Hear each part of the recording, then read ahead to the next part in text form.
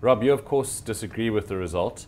And just referring back to the England All Black game last weekend, there was a lot of talk with the commentators, I guess the biased English commentators, as they tend to be, about it being a dress rehearsal for the World Cup, Rugby World Cup final next year. Do you think England will be real World Cup title contenders? And yeah. I think they will. I think that given that they are going to be the host nation and the sort of fervent support that they will muster, that rugby is very much it's a sort of a cultural tribal event, and a World Cup is no different. So whoever is hosting the World Cup, we've seen in the past, South Africa in '95, when New Zealand hosted it and finally won again, the value of hosting the World Cup. So England have got a nice sort of automatic ace up their sleeve there, if you like.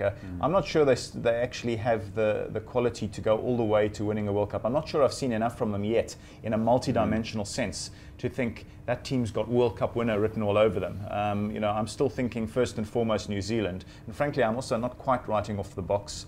I still think that a lot of what Heineke is doing is pretty good. I think that's why I was a little bit surprised by what's happened, the ructions this weekend for this specific game, because he's not really the sort to sort of to mix things up to such a massive extent. But I think if the Boks can just get back on track in the short term, they'll still be a very strong factor next year. And England, yeah, certainly among the favourites, but I think there'll be probably sort of 3 or 4 teams in contention by then. I didn't think that England were that convincing last week. The scoreboard tells you that they came very close against New Zealand. The truth is, New Zealand, how Bowden Barrett missed a couple of those kicks from out in front, I don't know. That would have really stretched the scoreboard out. There was also a slightly controversial penalty try, which gave the England score a little bit of a flattering look in the end. And that's one of the reasons why I think that the Boks can actually win this one. Let's not forget also that a lot of the current Bok players are fairly well schooled in winning at Twickenham. Our record has gone from pretty bad during that period. I think the whole sort of Johnny Wilkinson, Clive Woodward, Martin Johnson sort of era, when the Boks used to take a few real sort of video nasties at Twickenham.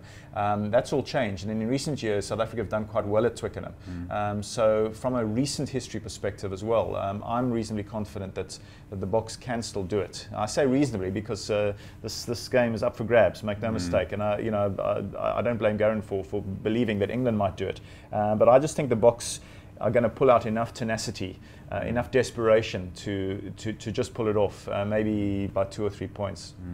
Rob, Heineke may has defended his changes, saying that for the first 2 matches on tour, he was always going to just sort of mix and match the same guys in the 23-man squad.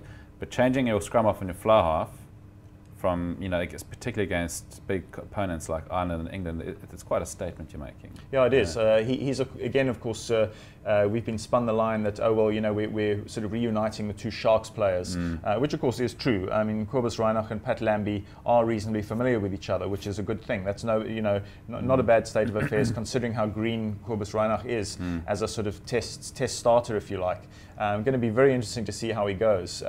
The Boks, in truth, still have a big weakness at scrum half. While the great, and I do mean great, Fourie du Preez is not around, I think we sometimes undervalue just how good he is. And I still have full confidence in his ability to still be very decent, even though he's going to be sort of in his early to mid 30s come the World Cup. I think if he's sort of suitably prepared from a conditioning point of view to be made as sharp as possible during next year ahead of the World Cup, I still think he could be hugely influential. No substitute for experience, no substitute for class. But for the time being, we do lack that kind of that sort of tactical general in the scrum half position, which is going to be something that sort of dogs the Boks a little bit on what's left of this tour.